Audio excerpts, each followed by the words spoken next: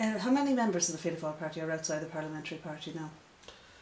I think there's 5 at the moment.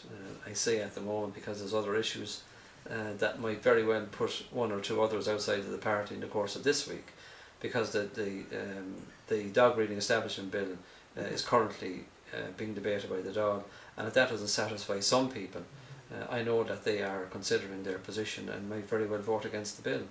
Then there are, I think, 3 senators who are voting against or contemplating voting against the civil partnership bill, which is before the Senate at present. It's passed by the Dáil, it's gone to the Senate.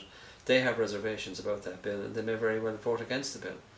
That would put 8 to 10 people outside of the parliamentary party, and I suppose it does show that discipline within Fianna Fail has broken down, and I think that that's not the members' fault.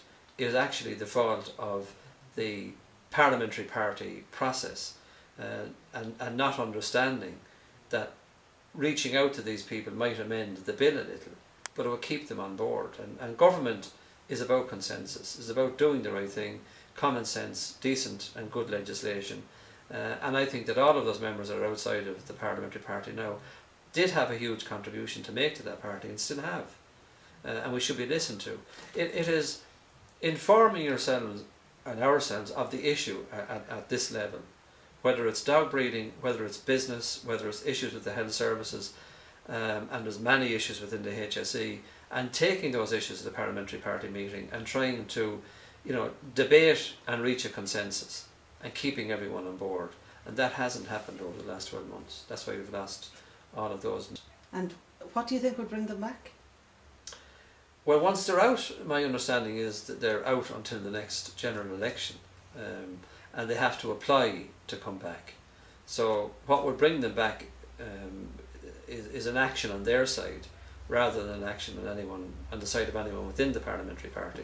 So they would have to feel comfortable about applying to Fianna Fail again for membership.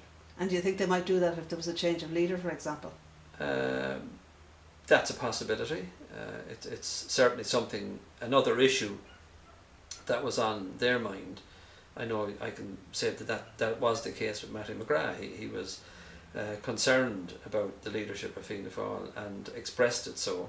And when he didn't get satisfaction on that issue, and indeed on the bill, the Wildlife Amendment Bill and the dog breeding establishment bill, he opted to vote against it, thereby losing the whip.